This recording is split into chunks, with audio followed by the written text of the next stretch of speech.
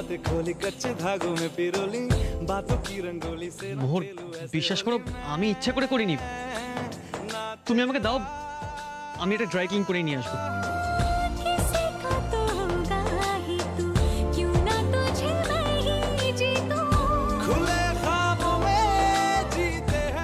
It's no big deal আগে হলে তুমি আমাকে এত সহজে ছেড়ে দিতে সব আমারই দোষ কেন যে আমি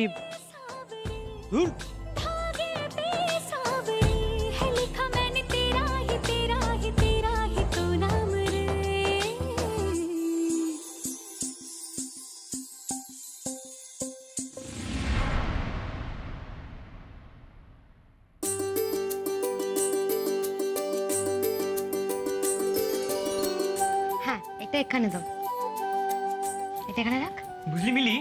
এই ঘরটা খুল যা সিম সিম হয়ে একটা খুব ভালো বিষয় হয়েছে আমরা মাঝে মধ্যে এখানে এসে আড্ডা ফাড্ডা মারতে পারবো ঠিক বলেছিস কি রে তোদের ঘর সাজানো হয়েছে এই তো হয়েছে পার্কে যাবি না খেলতে তোরা উফ জেম্মা তুমিও না আচ্ছা জেম্মা এখন ঘরটা কি সুন্দর লাগছে না এখন থেকে মা আমায় বকুনি দিলেই আমি এখানে চুপি চুপি চলে আসবো বৌমনি তুমি কিন্তু আবার মাকে বলে দিও না ঠিক আছে বাবা বলবো না একটা ভালো কাজ হয়েছে বুঝলি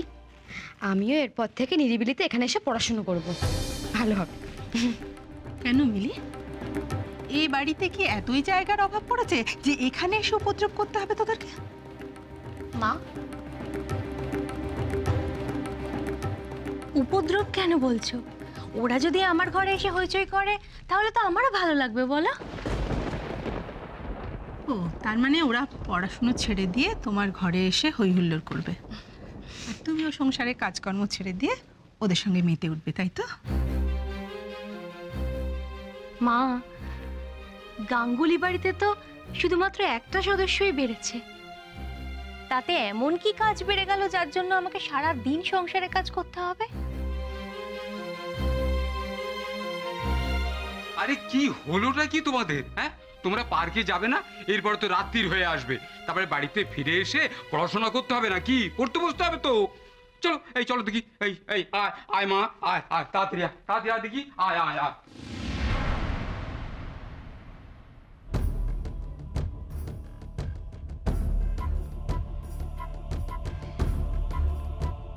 শোনো তিথি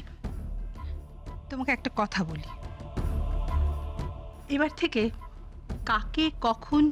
কিভাবে কথা বলবে একটু ভেবে চিনতে বলো হ্যাঁ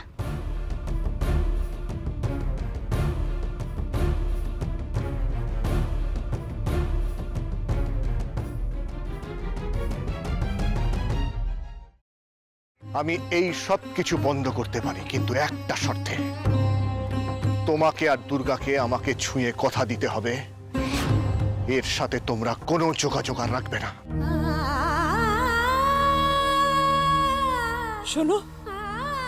আমরা এখনো তোমার মতন এতটা পাথর হয়ে যায়নি তোমাকে ছুঁয়ে আমি এত বড় কথাটা এটাই আমার শেষ কথা তোমাকে দাদা ভাই পুতুলটা না দিয়ে এসেছি আস্তে একেবারে বজরংবলী আন্টির হাতে দিয়েছো তো না আমরা তো দরজা দিয়ে গড়িয়ে দিয়েছি ঘরে তো ঠাম্মু ছিল তাই ঢুকতে পারিনি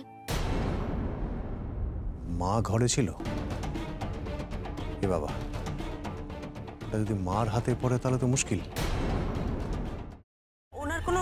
সর্দারজির সাথে পরিচয় ছিল সর্দারজি না ঠিক আছে আমি তাও বলবো আপনারা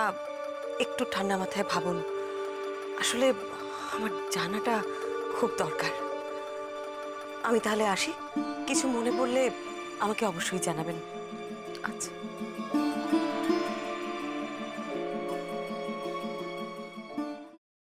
ফ্রাইং প্যানে Emami healthy and tasty refined rice bran oil গরম করে তাতে গোটা কালো সর্ষে আর কারি পাতা ফোড়ন দিয়ে ওর মধ্যে একে একে টমেটো কুচি বাঁধাকপি বাটা নুন হলুদ গুঁড়ো শুকনো লঙ্কা গুঁড়ো আর সামান্য চিনি দিয়ে ভালো করে কষিয়ে নিয়ে ওই মিশ্রণে কুড়িয়ে বেটে রাখা নারকেল পাকা লঙ্কা কুচি আর কারি পাতা দিয়ে ভালো করে নাড়াচাড়া করে নামিয়ে নিয়ে নারকেলের স্লাইস, পাকা লঙ্কা স্লাইস আর কারি পাতা দিয়ে সাজিয়ে সার্ভ করুন বাঁধাকপির ঝাল।